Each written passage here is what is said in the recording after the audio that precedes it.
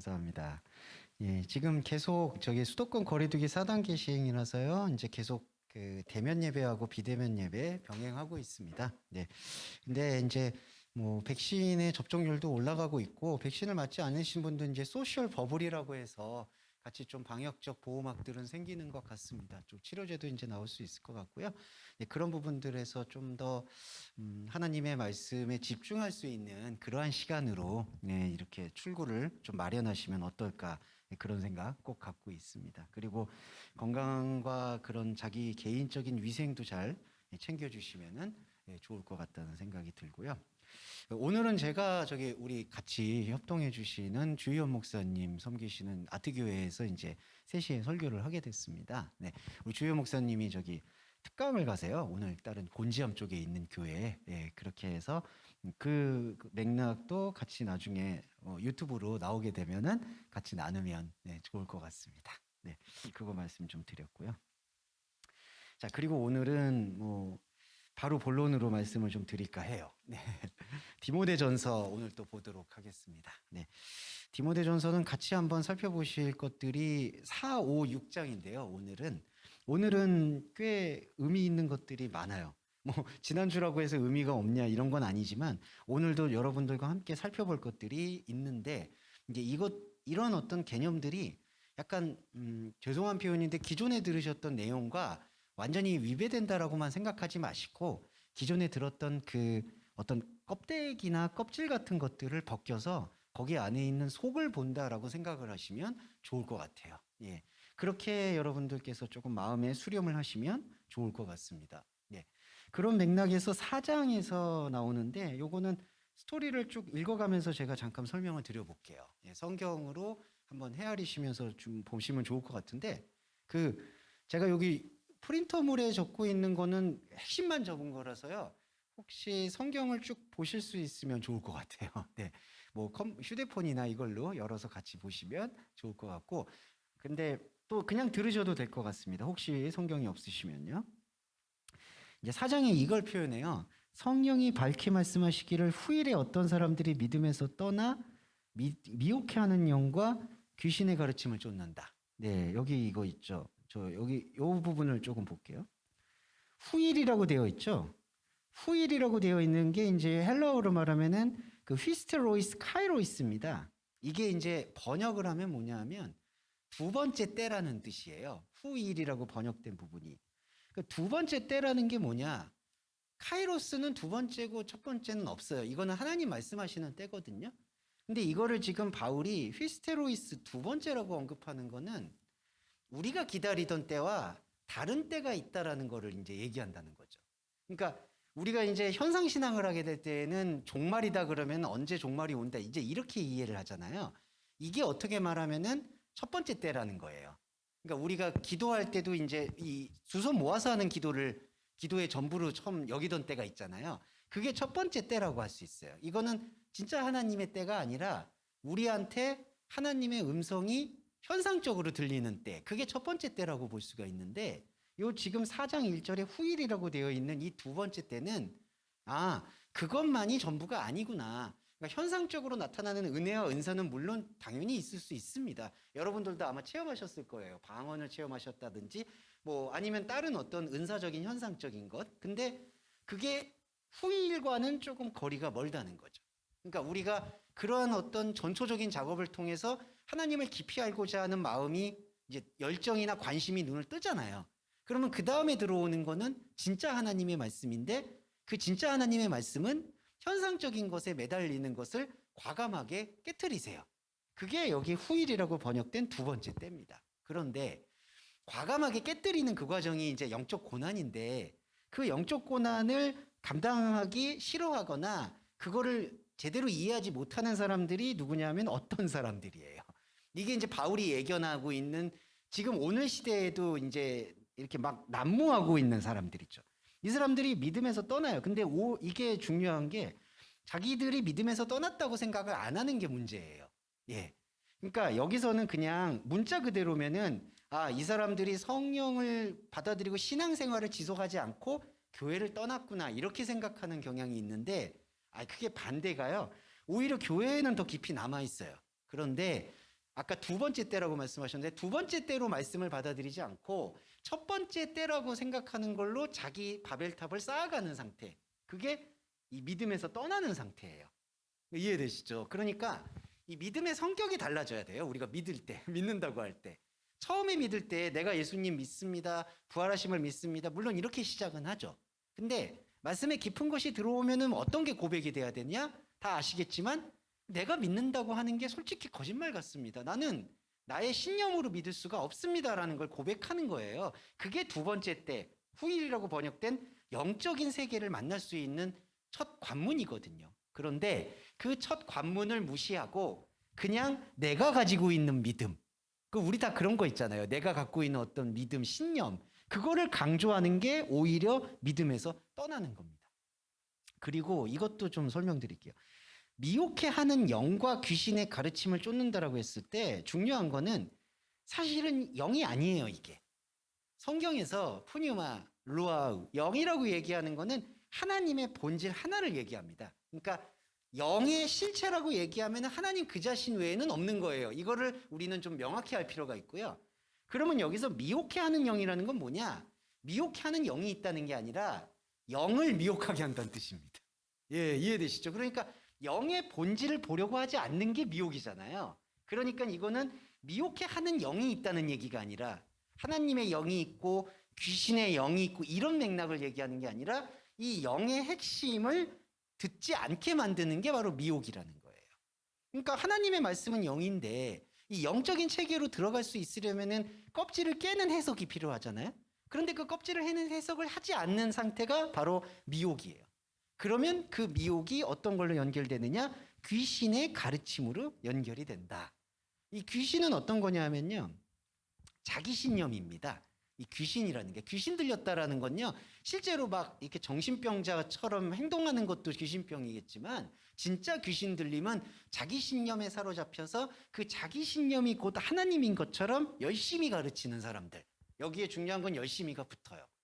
예, 열심히 가르쳐요. 그러면 어떻게 되죠? 2절에 양심이 화인을 맞습니다. 여기서 이제 양심의 용도를 좀 설명을 드릴게요. 여기서 양심이라는 게 이 양심이라는 슈네이도스라는 단어는 그 문맥이나 단어의 쓰임새에 따라서 좀 결을 달리해요. 여기서 바울이 강조하는 양심은 쉰에이도라는 단어를 그대로 강조하는데 이게 무슨 뜻이냐?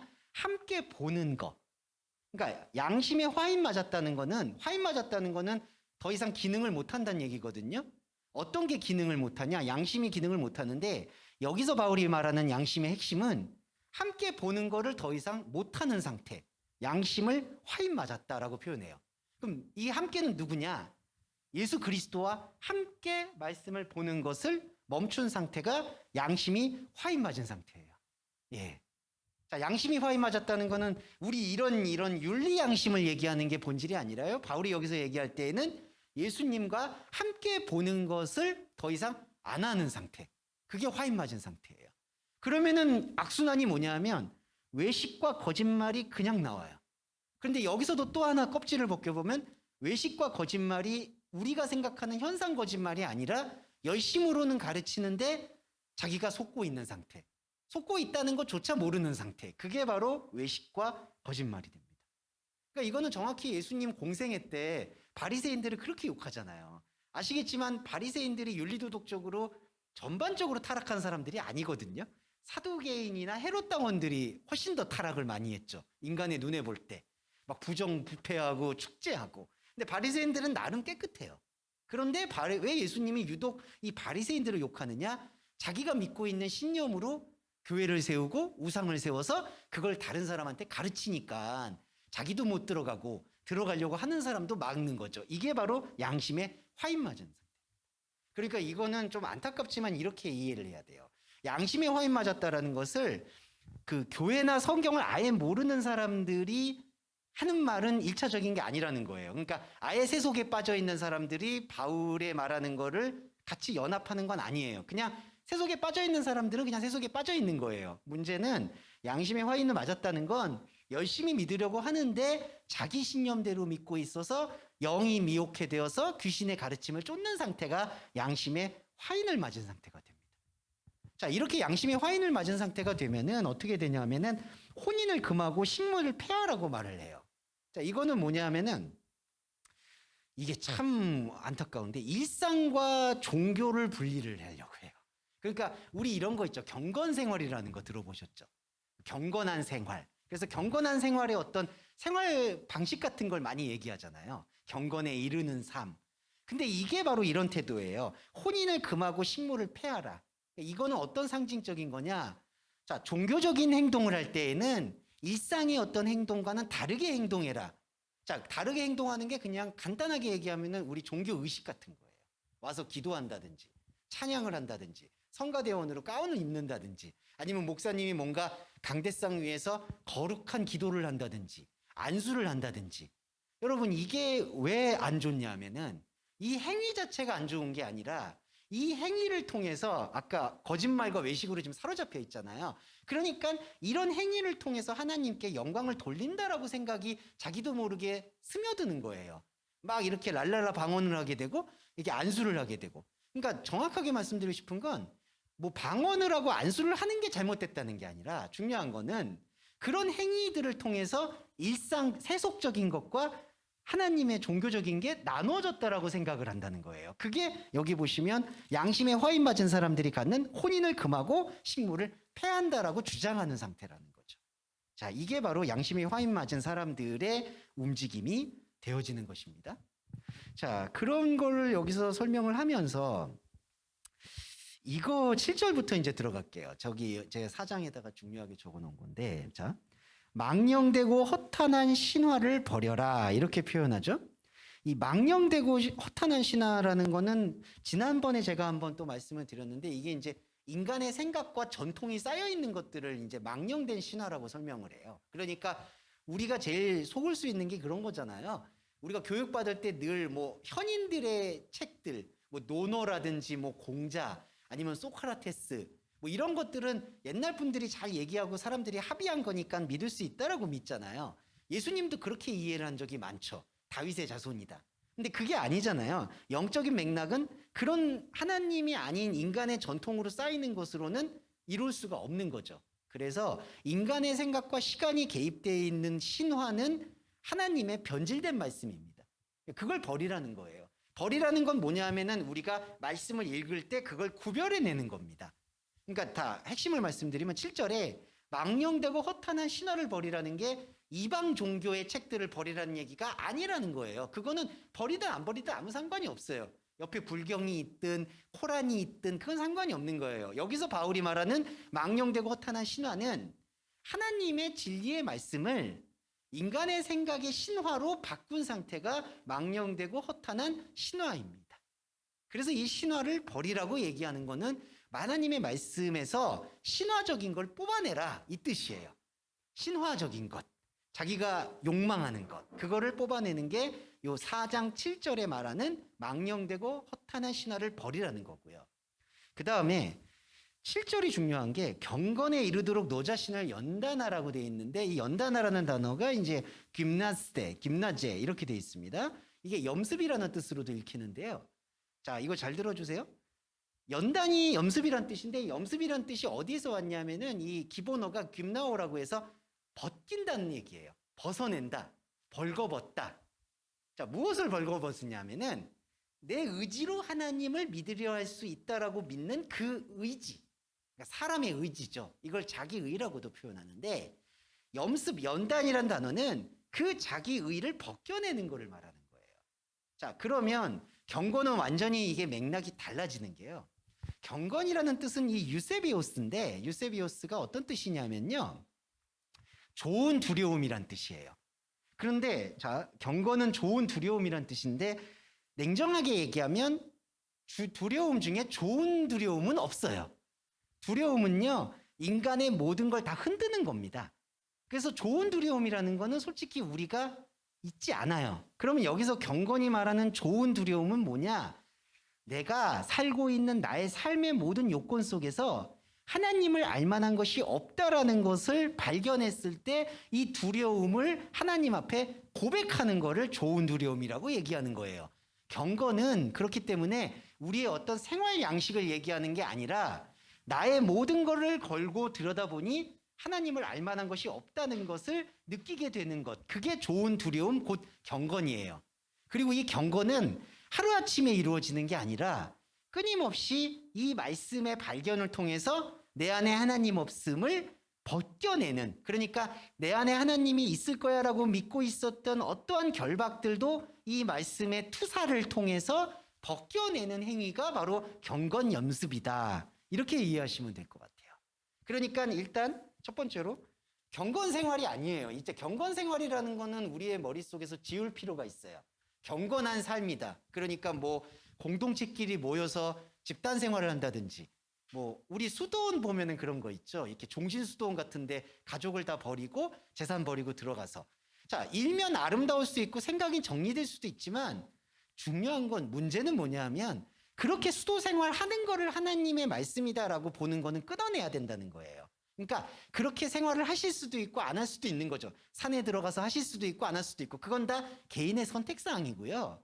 중요한 것은 경건이라는 것 안에서 외형적인 경건 생활을 얘기하는 게 아니다. 그러면 어떤 경건이냐? 내 안에 좋은 두려움을 고백하는 거. 근데 인간에게 두려움은 좋은 게 없어요. 그럼 좋은 두려움은 뭐냐? 인간이 뭔가 해보려고 하는 모든 것 안에 하나님이 담겨 있지 않다라는 것을 처절하게 고백하는 게 내 자신의 잘못 입고 있는 하나님 아닌 다른 옷을 벗은 행위예요. 그게 염습이에요.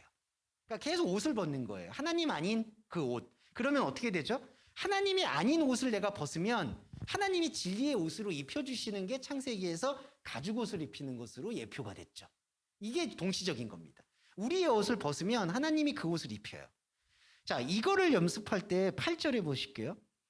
육체에 연다는 약간의 유익이 있다라고 해요. 근데 우리가 여기서 이제 이 뉘앙스를 이해해야 돼요. 약간의 유익이 있다라고 했을 때, 아, 조금 유익이 있겠다, 이게 아니라요. 예수님 말씀에서도요, 이 올리고스예요. 약간이라는 단어가. 너희 믿음이 적은 자들아 라고 얘기할 때 믿음이 요만큼 적어서 적다라고 얘기하는 게 아니라는 거예요. 믿음이 적은 자란 얘기는요, 믿음이 없는 자라고 얘기하는 거예요. 그리고 그 말을요, 오히려 아멘으로 받아들이면 그게 복음이에요. 왜냐하면 우리 안에 믿음이 있으면 안 되죠. 우리 믿음이 있으면 안 되니까. 믿음이 적은 자라는 건 없다는 얘기예요. 여기도 육체에 연다는 약간의 유익이 있다는 거는 유익이 없다는 얘기예요. 그러니까 우리가 이거는 그 문헌적인 뉘앙스를 이해해야 된다는 거죠. 그러니까 육체에 연다는 약간의 유익이 있으나 경건은 범사에 유익하다라고 얘기하면은 이게 어떻게 들어올까요? 그냥 육체적인 그냥 삶은 약간 돈이나 명예를 줄 수는 있어도 진짜 경건한 생활은 하나님의 은혜에 다다르는 것이다. 그래서 여러분, 안타깝게도 여러 큐티나 여러 가지 가이드북에서 경건 생활을 가르치는 경우가 많아지는 거죠. 근데 일단 이게 아니에요. 자, 외부적인 경건 생활까지 바울은 8절의 전반부 문장인 육체의 연단으로 다 몰아넣은 거예요. 그러니까 그때 당시에 SNF라고 공동체 생활하는 사람들이 있거든요. 그런 사람들을 바울이 안타깝지만 진단한 거예요. 그건 말씀대로 산다는 게 아니다. 그 착각을 벗어나야 된다. 육체의 연단이라는 거는 다 뭐냐 하면은 인간의 사는 세속적인 삶을 포함해서 종교적으로 내가 뭔가 경건해지려고 하는 모든 연단이에요. 그게 약간의 유익이 있다는 게 진짜 유익이 있다는 게 아니라 유익이 하나도 없다는 거를 설명하는 거예요. 올리고스 오페일로. 그리고 반대로 경건은 범사에 유익하다는 건 뭐냐? 이걸 잘 읽어야 되는 게, 이 범사가 뭐냐면요, 모든 인생이죠. 판타, 모든 인생. 근데 범사에 유익하다고 했을 때 우리 생각은 그럼 내 모든 유익에, 내 모든 인생에 경건 생활을 하면 유익하겠구나라고 생각을 하는데, 아까 경건이 뭐냐? 내 모든 인생에 하나님 없음을 고백하는 거거든요. 그러면 여기서 범사에 유익하다는 게 나한테 주어진 요 일상생활들이 유익해지는 게 아니라는 거예요. 그러니까 이걸로 또 죄송한데 재미를 보게 되는 설교들이 많아요. 범사에 유익하다, 그러니까 삶에 유익을 준다. 그리고 너의 영혼이 잘됨과 같이 범사에도 강건해진다. 이런 식으로 삶의 축복을 얘기하는데 그걸 끊어내야 돼요. 이 끊어낼 때도 여러분 오해하지 마셔야 되는 게, 아, 그러니까 삶의 축복은 안 받는 거구나, 나는 가난해지는구나, 이것도 선악과 생각이에요. 그러니까 잘 산다, 못 산다, 끊어낸다, 아니다, 이걸 다 끊어내는 거예요. 이거 자체를. 그게 바로 범사에 유익하다는 걸 해석하는 방법이에요. 범사에 유익한 건 내 인생에 하나님 말씀으로 내 인생이 꾸리고 있는 모든 범사에 하나님 없음이 통렬히 고백이 되는 거예요. 그게 바로 금생과 내색의 약속이라는 거예요. 이 약속은 뭐죠? 하나님의 영적인 것만 보여준다는 거예요. 그러니까 금생과 내생이라는 거는 중요한 게, 금생이라는 거는 지금 현재를 말하죠. 내세가 뭐냐면요, 이게 중요한 게, 이게 두 개가 같이 붙었잖아요. 그러면 뭐죠? 이때 내세는요, 진짜 하나님의 말씀하시는 내세가 아니라 금생, 현재 갖고 있는 내 생각, 현재 갖고 있는 내 생각으로 이렇게 상상하는 내세. 예, 그러니까 우리가 중요한 게, 바울이 바라는 소망은 소망이 아니라고 했거든요. 왜냐하면 우리는 소망이라는 개념이 뭐냐면은 미래의 걸 바래요. 아, 내가 미래에 어떻게 되길 원합니다. 우리 천국의 개념도 마찬가지잖아요. 내가 죽은 다음에 이렇게 천국에 가길 원합니다. 구원도 심지어 마찬가지죠. 내가 죽어서 이렇게 천국 가려고 내가 믿는 거 아니냐. 그걸 지워야 된다는 거예요. 왜냐하면 죽어서 천국 가야지라는 생각이 금생과 내생이 이렇게 하나님 아닌 생각에 묶인 허탄한 신화라는 거예요. 그걸 오히려 끊어내면요, 선악과 패러다임을 끊어내면 현재 구원을 받든 미래 구원을 받든 여기에 구애받는 게 아니라 두 번째 때라고 아까 말씀드렸던 하나님의 말씀하시는 때에 지금 발견되는 게 바로 영원히 발견된다는 거예요. 그게 바로 금생과 내생의 약속을 받는 그리스도입니다. 이렇게 이해하시면 될 것 같습니다. 자, 여기까지를 정리를 해보면 뭐 항상 간단하고 정확한 이게 해석인데 마음속에서 계속 새기는 영적 효과는 있는 것 같아요.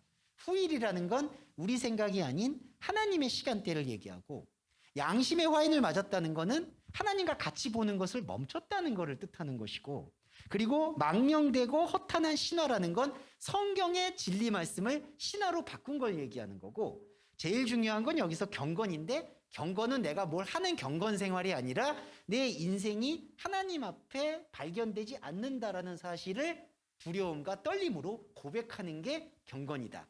그러면 우리가 입고 있었던 바벨탑의 옷은 벗겨지고 그리스도의 가죽옷이 입혀지는 것이 바로 생명의 말씀이다라고 보는 게 요 4장 내용의 핵심이 되겠습니다. 자, 이게 이제 디모데전서 4장입니다. 네. 네. 그래도 참 바울이 이게 되게 짜임새가 있어요. 자꾸 제가 또 베드로 전후서 뭐라 그러는데 그거 정말 하기 힘들었어요. 제가 고백하자면 너무 왔다 갔다 하니까. 근데 이 디모데전서는 역시 바울의 그 논리정연함이 느껴지는 게 있는 것 같고요. 그 다음에 여기 한 가지는 그냥 생활 권면인데 제일 중요한 거 하나 말씀드릴게요. 그 4장 12절에 누구든지 너의 어린 것으로 업신여기지 못하게 할 것이다. 이거는 다 잘 들어보시죠. 이건 그냥 현상적인 건데, 디모데가 경험이나 능력치가 작을 거라는 생각 때문에 디모데한테 말씀을 잘 안 들으려고 했던 그런 분위기가 있었던 걸로 알고 있어요.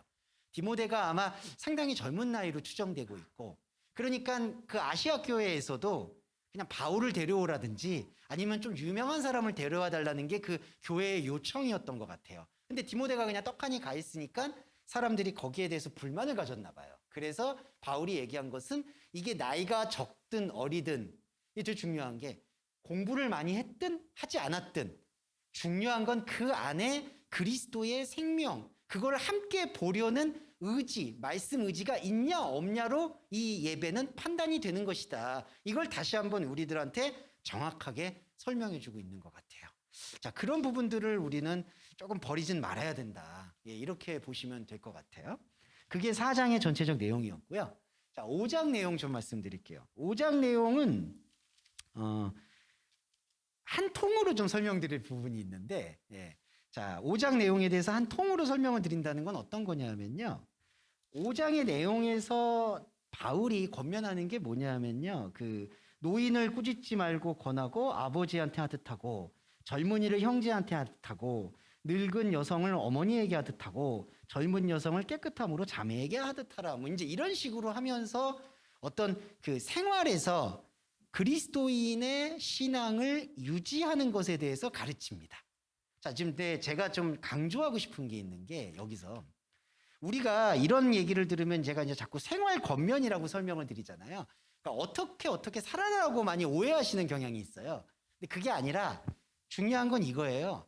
아, 너는 그리스도인으로서 어떻게 살아라가 아니라 그리스도인의 말씀을 너의 일상에서 어떻게 유지하고 지속할 수 있을지에 대한 어떤 노하우를 가르쳐 준다는 거예요. 이거는 좀 맥락이 달라요. 이게 무슨 얘기냐면 잘 아시겠지만 만약에 성도님이나 제가 그리스도인이다. 그러면 그리스도인이라는 걸 듣고 이 성경 말씀의 이런 부분들을 읽어요. 그러면 먼저 이게 개입이 돼요. 아, 그리스도인이라면은 이렇게 살아야 되는구나. 노인을 공경해야 되고 젊은 사람을 무시하지 말아야 되는구나. 이렇게 논리가 돼요. 근데 바울이 말하는 생활 권면은 그게 핵심이 아니라 너와 나는 지금 그리스도인이야. 근데 이 그리스도인의 말씀은 시시각각 삶을 살아가면서 허탄한 신화에 사로잡힐 수 있는 게 너무 많아. 이게 유혹이에요, 여러분. 그러니까 참 안타깝지만 숨을 쉬고 살아가는 것 자체가요, 이 크로노스가 밀려 들어오는 것 자체가 하나님의 생각 자체를 할 수 있는 겨를을 안 줘요. 예, 이거는 아마 느끼실 거예요. 이게 생명에 대한 말씀이나 개념에 눈을 뜨려고 싶은데, 근데 우리가 가지고 있는 발언, 말씀, 어떤 감정, 행동, 관계 이런 것들이 시시각각 하나님 아닌 것에 사로잡혀 있는 것들이 다 배설이 되니까 거기서 그리스도인으로서 신앙을 유지하고 지키는 게 상당히 어렵다는 거죠. 저는 좁은 문이라고 생각을 해요. 바울도 아마 그거를 확신한 것 같아요. 그래서 그리스도인이라면 어떻게 살아라, 이거는 바울이 너무 사치스럽다고 생각하는 거예요. 그냥 겨우 살라는 얘기예요. 이때 당시로 얘기하면. 그러니까 사는 거는 일단 힘들지만 일단 살아. 중요한 건 너가 살고 있을 때 하나님의 말씀이 어떻게든지 불꽃이 꺼지지 않도록 하는 것이 무엇인지를 들어달라는 거예요. 이해되시죠? 그러니까 그리스도인으로서 열매를 맺고 그리스도인으로서 뭔가를 나타내는 거는 바울의 관심사도 아니고 예수님 관심사도 아니에요. 예수님 관심사 딱 하나예요. 우리 안에 하랄의 미랄이 되어 떨어진 그리스도의 생명이 보이느냐 안 보이느냐. 왜냐하면 예수 그리스도가 제 안에 있는 게 보여야지 그걸 중보를 하시잖아요, 하나님한테. 그냥 편하게 말씀드릴게요. 여기 안에 말씀 씨앗이 있어요. 그거를 지금 나타내는 게 하나님 사랑의 원리거든요. 그러려면은 이거를 버틸 수 있어야 되는데, 이걸 버티려면은 어떻게 해야 되느냐라는 거를 설명하고 있는 게 5장 내용인데, 이 5장 내용에서 그냥 여기 그 개역개정 설명이 있는 걸로 단어를 그냥 인용해서 말씀드릴게요. 이거는 뭐 비하하는 게 아니니까 그냥 이해해 주세요. 5장 권면에서 제일 강조되는 게 과부입니다. 과부라는 용어 말고 제가 미망인이라고 했는데 그거 더 안 좋은 얘기래요.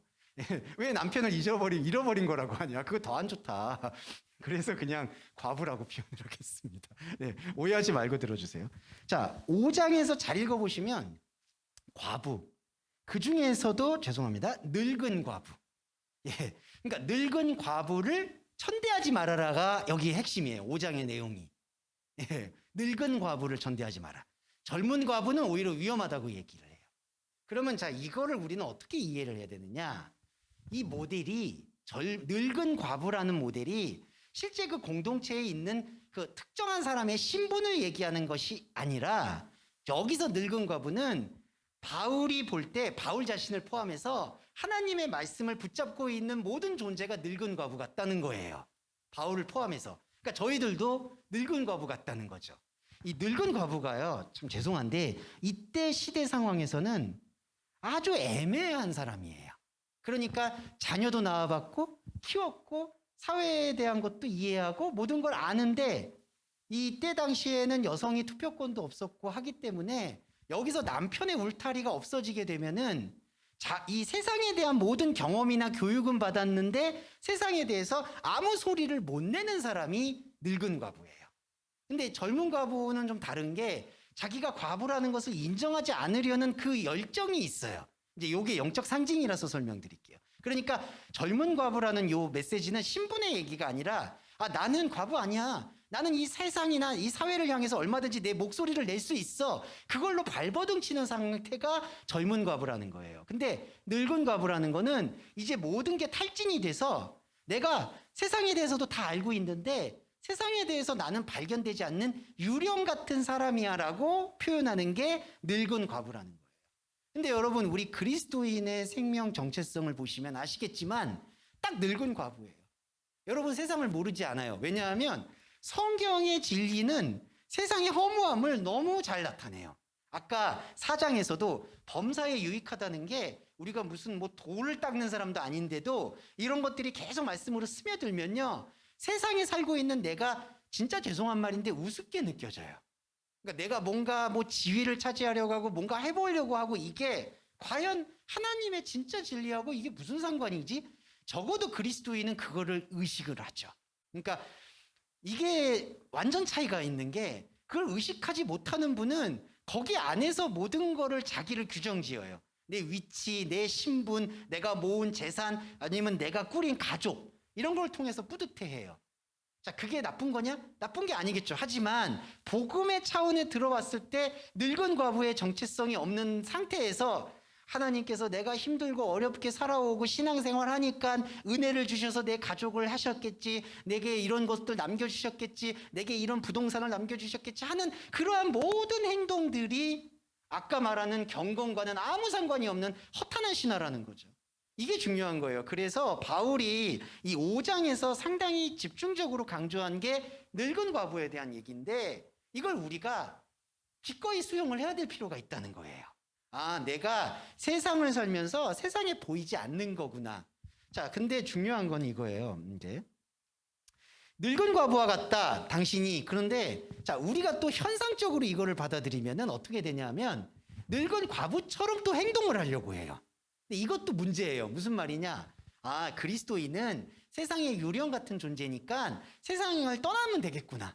아니면 세상을 막 살면 되겠구나. 근데 여러분 또 느끼시죠? 이런 생각은 또 뭘까요? 늙은 과부를 진짜 신분으로 보고 그걸 행동하는 거잖아요. 이건 아니라는 거예요. 자, 중요한 거는 영적인 늙은 과부가 중요한 건데 여러분과 제가 삶을 살아요. 그리고 삶을 주어졌을 때 내 가족, 내 직장, 내 위치, 내 사업 그냥 받아들이면서 합리적이고 뭔가 내가 몸을 쓸 수 있고 다른 사람들과 함께 일을 할 때 나름 열심히 행동을 하시는 거예요, 여러분. 그걸 버리시면 또 안 돼요. 그냥 그걸 행동하시는 거예요, 주어진 삶을.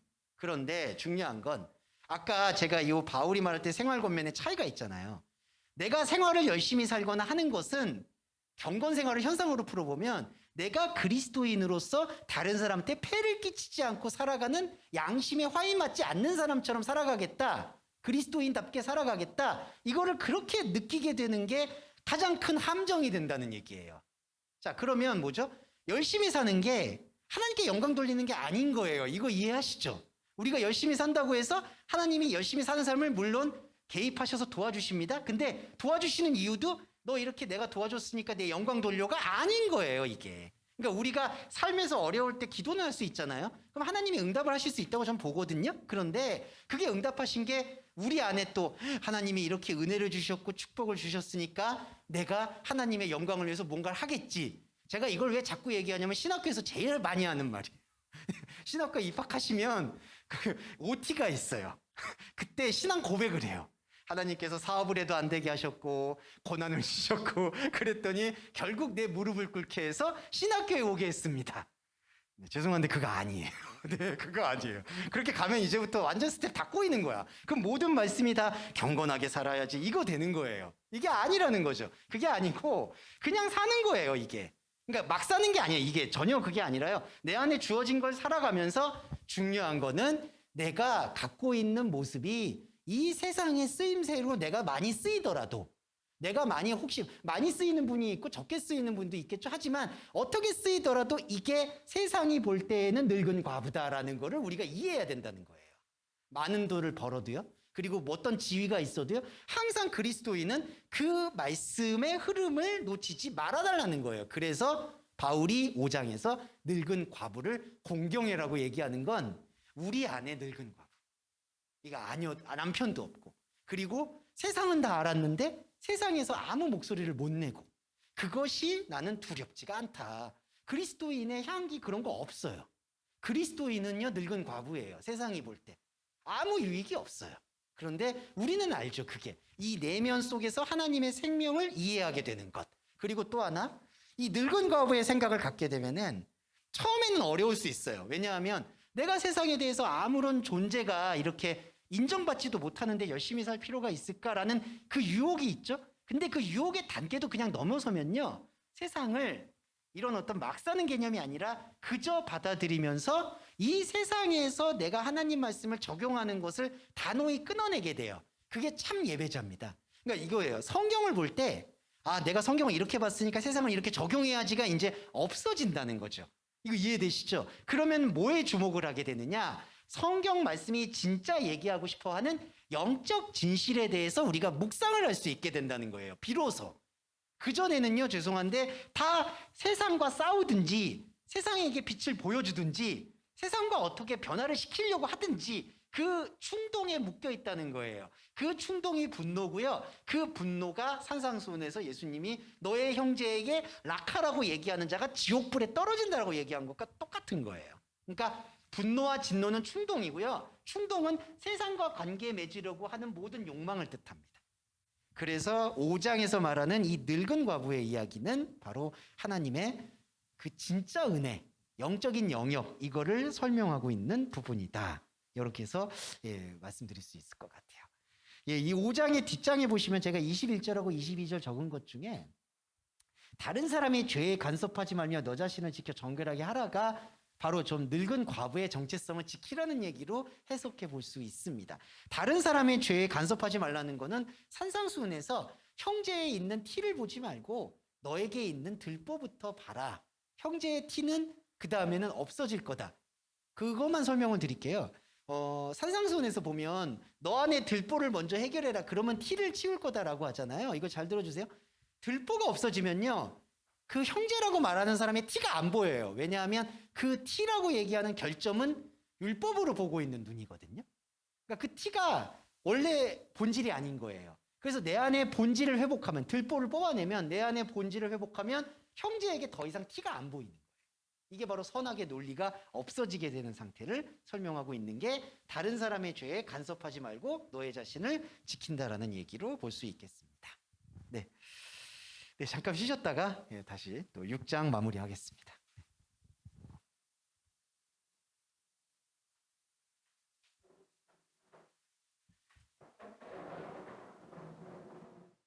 아이고, 지금 또 우리 권사님하고 어디 가셨네요.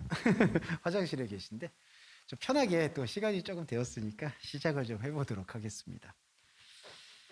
자, 이제 6장 얘기로 들어가 볼게요.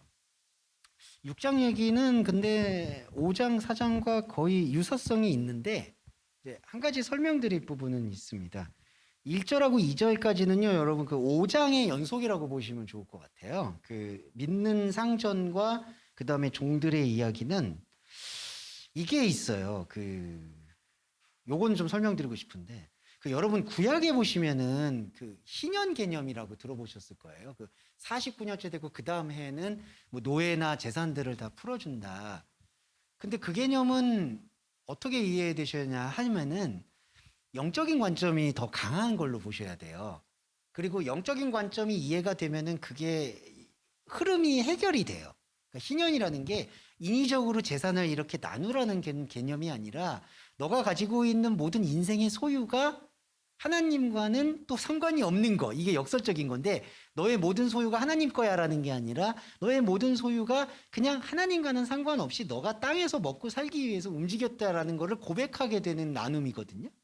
그게 이제 중요한 건데, 여기서 종과 상전 얘기 나올 때 이때 당시에 무슨 일이 있었냐 하면은 그리스도 안에서는 모든 게 자유다라고 얘기를 하니까 그걸 현상적으로만 받아들이고 싶어 하는 사람들이 늘어나는 거예요. 아, 그러면 나는 원래 종이 아니네. 근데 이게 이제 오해가 있는 게, 그러면은 바울은 그럼 상전하고 종을 계속해서 용인한 거냐? 이건 그때 당시의 흐름이었고요. 이때 문화적인 거를 깨는 게 복음이 아니라 이 문화적인 거나 주어진 것 속에서 종의 위치가 되었든 상전의 위치가 되었든 모두 늙은 과부의 정체성이 있어야 된다라는 것을 강조한다는 거예요. 그러니까 이게 이제 그리스도인한테 되게 어려운 문제가 뭐냐면, 아니 그러면은 막 굶어 죽고 있는 사람들 있는데 돕지 말라는 얘기입니까? 아닙니까? 자꾸 예수님 믿는 사람이라면은 이런 식의 컴패션, 뭐 열정이나 긍휼을 베풀어야 되는 거 아닙니까? 라는 어떤 그런 마음의 동기들을 막 끌어올리는 게 있어요. 근데 저는 그게 솔직히 말씀의 제일 가림막이 될 수 있다고 봐요. 그 컴패션이라고 하는 다른 사람들 돕거나 뭐 아프가니스탄 사람들 돕거나 하는 것들은 우리가 가지고 있는 사회적인 삶 속에서 개인적으로 선택하거나 할 수 있는 신념이나 소신이지, 그게 이 복음에서 이웃을 도와라, 가난한 사람을 도와라라는 것과 일방적으로 이거를 묶어서는 안 된다는 거예요. 바울도 그걸 느낀 거예요. 그때 당시에 잘못하면은 그리스도인들이 신분도 없어지고 왕도 무시하게 되고 다 그런 것들을 다 뒤엎는 사람들로 이해하게 되는 게 실제로도 그때 당시에 그렇게 위협한 내용들이 있었거든요. 그래서 종과 상전의 이야기는 그 위치가 중요한 게 아니다.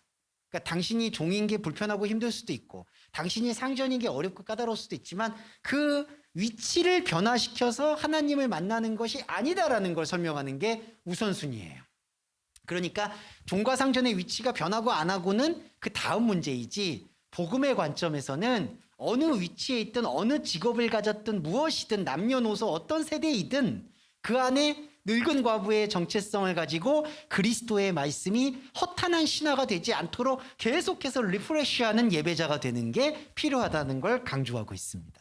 네, 이거를 좀 말씀을 안 드리면은 사람들이 되게 많이 오해를 해요. 아, 바울이 이 질서를 지키라고 얘기하는 거구나, 아니면은 뭐 어떻게 얘기하는 거구나. 근데 그런 거하고 상관이 없어요. 자, 그거를 좀 설명드릴 수 있었고, 그 다음에 여기 다른 교훈, 경건에 관한 교훈에 창념치 아니하면, 이게 3절이거든요. 다른 교훈을 마며 4절에 그 3절에 그 말씀과 경건에 관한 교훈에 창념치 않으면 4절에 교만하여 아무것도 알지 못하게 된다라고 하는데, 이 교만하다는 단어는요 조금 뜻이 뉘앙스가 좀 달라요. 교만하다는 게 막 이렇게 목이 뻗대고 좀 이렇게 교만하다 이런 이미지잖아요. 근데 이 헬라어의 원래 뜻을 좀 보면요, 티포라는 단어가 유래했는데 이게 바로 연기를 피운다는 뜻입니다. 연기를 피운다. 이게 연기를 피운다는 뜻이 뭐냐 하면은 변죽을 울린다는 뜻이거든요. 그러니까 그냥 쉽게 말하면 원래 우리가 공연을 보러 갔는데 조용필을 예를 들면 조용필이 나와야 되는데 조용필은 안 나오시고 조용팔이라든지 우리 모창 가수 있죠. 뭐 나훈아로 말하면 너훈아라든지 그런 분들이 2시간 동안 나와서 노래 부르고 끝난 거예요. 이 교만이라는 단어의 의미도 그렇게 인용해 볼 수가 있어요. 그러니까 연기를 잔뜩 피웠는데 거기 안에 실체가 없는 상황. 이게 아까 망령되고 허탄한 신화와 똑같은 상황이에요. 그러니까 여기서 교만하여라는 거는 어떤 뭐 교만했다, 뭐 내가 많이 안다 이런 얘기를 하는 게 아니라 뭔가를 열심히 하는데 그 열심히 하는 거에 실체가 없는 상황. 그게 교만하여 아무것도 알지 못하며, 그러다 보니까 뭐가 나오냐면요, 변론과 언쟁이 나와요. 변론과 언쟁은요, 이런 것도 좀 제가 바로 말씀드리고 싶은 게, 자꾸 이러면은 우리가 이런 거를 교훈으로 보면은 이렇게 오해를 하잖아요. 아, 그러니까 교만한 사람들은 죄송해요. 저는 그런 얘기 되게 많이 들어요. 너 교만해가지고 이렇게 변론과 언쟁만 일으킨다, 시비만 건다. 근데 이 말씀의 뜻은 뭐냐면요, 오히려 약간 반대 개념이 있는 게, 이 말다툼과 논쟁이라는 거는 아주 정교하게 이 체계를 갖추는 상황.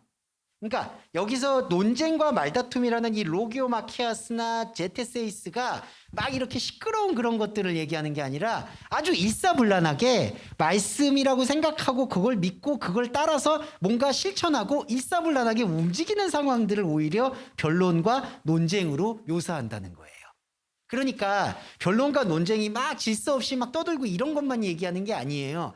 하나의 신념을 가지고 그 신념을 하나의 시스템으로 만들어가지고 이렇게 따라와.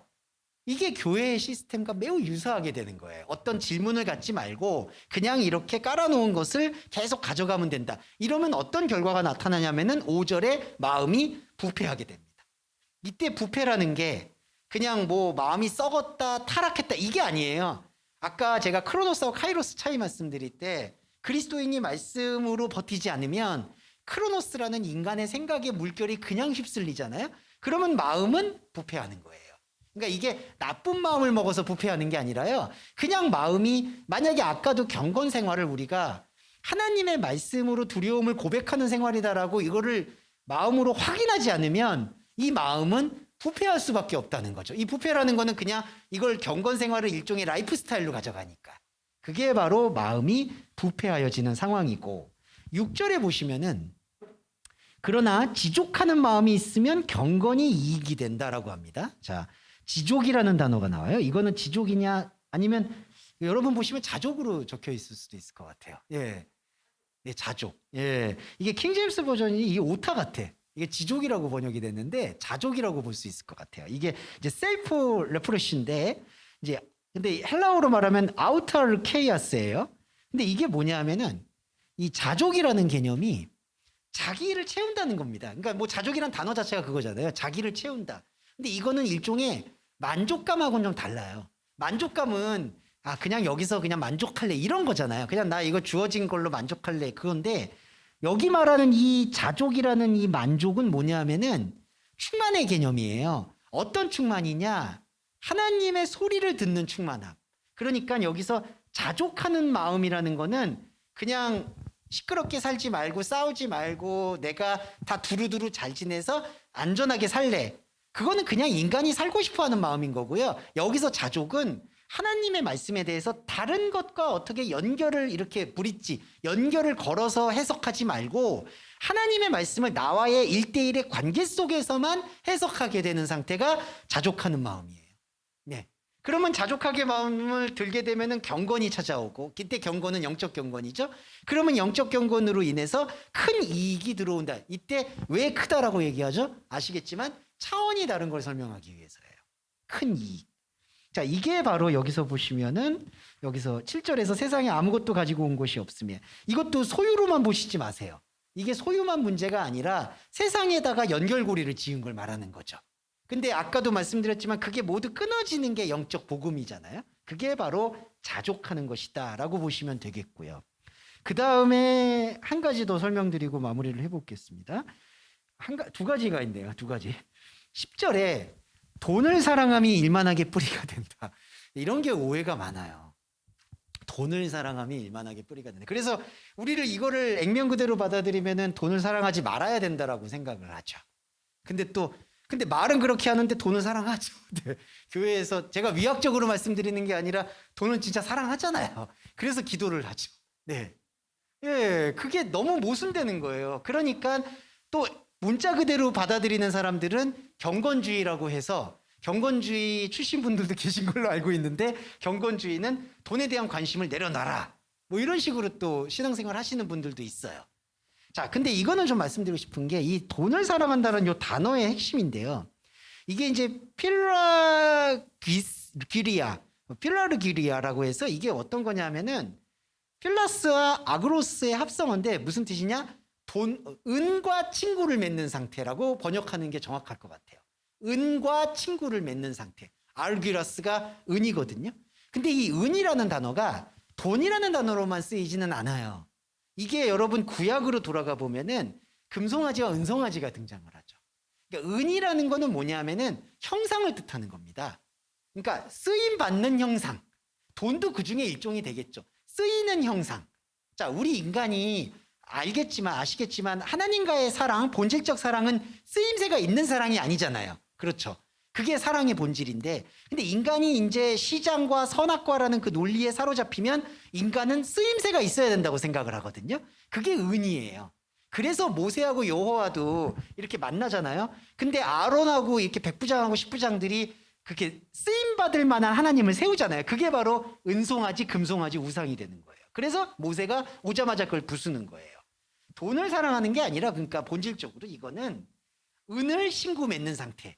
형상을 친구 맺는 게 일만하게 뿌리다라고 번역을 해야 된다는 거죠. 그 돈은요 매우 하부 변수예요. 근데 여기다가 이걸 그냥 돈을 사랑하면 일만하게 뿌리가 된다라고 얘기하면은 하나님이 바울이 말하고자 하는 그 본질적인 것을 완전히 놓쳐버리게 됩니다. 그래서 설명을 드렸어요. 형상과 친구를 맺은 것은 일만하게 뿌리다. 그러면 복음은 어떻게 해야 되죠? 복음을 눈에 보이는 형상으로 보지 않으려고 계속해서 파고들어야 돼요. 그 예배가 없으면 죽습니다. 진짜 죽어요. 우리가 영적인 죽음이 있겠죠. 그래서 은과 관계 맺지 않는, 형상과 관계 맺지 않는 것이 바로 진정한 경건이다라는 것을 또 11절에 말하고 있고요. 12절에 말씀드릴게요.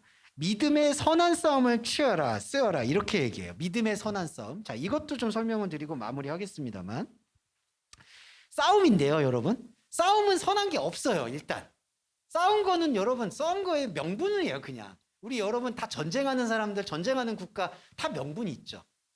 물론 그렇기 때문에 싸움이 선하다라고 얘기할 수 있는 사람들도 있을 거예요. 그런데 성경에서 말할 때 있어서만큼은 싸움은 선한 게 없어요. 그러면 이건 뭐냐? 선한 싸움이라는 건 뭐냐? 선한 싸움이 있다는 얘기가 아니라 선함을 보고 느끼는 반응이에요. 선한 싸움을 싸워라. 이거 잘 이해해 주시면 감사할 거예요. 그러니까 선한 싸움이 있다는 얘기가 아니라요. 선함이 내 안에 들어와요. 내 안에 들어오면 내 안에 싸움이 일어난다는 얘기예요. 그거를 민감하게 받아들이라는 겁니다. 그러니까 이런 게 되게 어려워요. 이게 믿음의 선한 싸움을 싸워라. 그러면은 선한 싸움을 싸우라. 그러니까 영적 전쟁터에 나가라. 뭐 이렇게 노방전도 해라. 그걸 나쁘게 얘기하는 건 아닌데, 근데 나쁘긴 해요. 노방전도 하면은 좀 안 좋긴 하더라고요. 그게 너무 사람들에게 민파 얘기도 하고, 예, 그거는 좀 다른 얘기인데, 선한 싸움을 싸우면 선한 싸움이 있다고 생각해. 근데 그게 아니라요. 싸우고 있는 나의 첫 번째는 싸우고 있는 나의 모습을 선함으로 비추는 거고요. 두 번째로는 내 안에 하나님의 선함을 받아들이지 않으려는 것과 부딪혀 주는 거가 또 하나예요. 그러니까 전체로 보면 이게 선한 싸움이라고 얘기할 수도 있겠지만 싸움은 선한 게 없고요. 두 가지가 있어요. 내 안에 하나님에 대해서 알려고도 안 하고 받아들이려고도 안 하는 거. 거기로 침투하는 거. 그러니까 그런 것들을 총체적으로 받아들이는 게 내 안에 영적 전쟁이라는 거예요. 네. 그렇기 때문에 믿음의 선한 싸움을 싸우라는 얘기는 선한 싸움이 있다는 얘기가 아닙니다. 결과론적으로 선함이 들어오게 되는 그 과정에서 싸움이 있을 수밖에 없다는 얘기예요. 어떤 싸움일까요? 내 안에 정말 오늘 늙은 과부 얘기해서 계속 나오는데 이게 포인트예요. 내 안에 늙은 과부가 중심이 돼야 돼요. 그리스도인에게는. 근데 우리가 가지고 있는 이 쓰임새가 늙은 과부를 앞으로 안 내세우죠. 저거 뒤로 가. 그리고 내가 뭔가 얘기를 할 거야. 이게 나오는 거예요. 이게 싸우는 거예요. 그러니까 하나님의 말씀을 갖고 내 안에 들어올 때 이 싸움을 멈추는 게 제일 안 좋은 거겠죠. 왜냐하면은 내 안에서 이거 충동들을 발견을 못하고 그냥 늙은 과부는 저기 숨어 있어. 내가 이렇게 할 거야. 그게 아니라 내가 나오고 있는 하나님의 말씀 속에서는 세상에서 쓰임새 있거나 관계 맺는 게 아무것도 없다라는 그 늙은 과부의 권면이 앞으로 들어오게 되고 그렇게 해석하고 그렇게 말씀을 나누게 되면은 이게 바로 선한 싸움의 완성이 되는 겁니다. 네, 그런 부분들을 여기서 지금 우리가 조금 말씀을 나눠서 전체적으로 이 디모데전서는 정리가 될 것 같아요. 네, 이걸로 하고 다음 주에 또 디모데 후서를 같이 살펴보시면 좋을 것 같다는 생각이 듭니다. 네, 고생 많으셨고요. 오늘 제가 마무리 기도하고 주기도문으로 예배 마무리하도록 하겠습니다. 사랑하는 주님, 바울이 디모데를 통해서 건넸던 그런 여러 가지 권면들이 오늘 우리에게도 들어오는 권면임을 엄숙하게 고백합니다. 주님, 우리 안에는 우리가 의지로 싸울 수 있는 것이 없습니다. 오히려 싸워야 된다라면 내 안에 있는 하나님을 잃어버린 나일 것입니다. 주님의 말씀을 통해서 내 안에 모르고 있었던 하나님의 진리가 더 선명해질 수 있도록 축복해 주시고 그 선명함을 통해서 내 안에 영적인 자리가 자라날 수 있도록 인도해 주시고 생명으로 배양해 주시기를 간절히 소원합니다. 주님, 그러나 또한 구하옵기는 우리 동서말씀교회 교회 여러분과 저를 포함한 사람들, 그리스도인으로서 이 시간을 견뎌내고 이 시간의 유혹을 버텨내기는 쉽지 않습니다. 하나님께서 배려해 주셔서 건강적 문제, 그리고 육체적 문제, 경제적 문제, 관계적 문제에 있어서 하나님의 진리 말씀을 바라보는 것들을 가로막는 것들이 너무나 넘실거리고 있는 것은 두렵습니다. 주님께서 우리의 삶에 건강히 개입해 주셔서 배려해 주셔서 우리가 하나님의 말씀만 붙잡고 더 깊이 들어갈 수 있는 우리 안에 늙은 과부의 정체성을 살려낼 수 있는 생명을 허락하여 주시기를 간절히 소원합니다. 그리함으로써 건조하고 삭막한 신앙생활이라 느끼지 않게 되고 하나님의 말씀의 충만함으로 진정한 자족함이 무엇인가를 깨닫게 하여 주셔서 감사드리며 이 깨달음과 이 생명이 계속 유지될 수 있도록 주님 축복해 주시기를 또한 간절히 구하오며 우리 주 예수 그리스도의 이름으로 기도드립니다. 아멘. 주기도문 하겠습니다. 하늘에 계신 우리의 아버지여, 이름이 거룩히 여김을 받으시오며 나라에 임하옵시며 뜻이 하늘에서 이루어진 것 같이 땅에서도 이루어지이다. 오늘날 우리에게 일용할 양식을 주옵시고 우리가 우리에게 죄 지은 자를 사준 것 같이 우리의 죄를 사하여 주옵시고 우리를 시험에 들게 하지 마옵시며 다만 악에서 구하옵소서. 대개 나라와 권세와 영광이 아버지께 영원히 있사옵나이다. 아멘.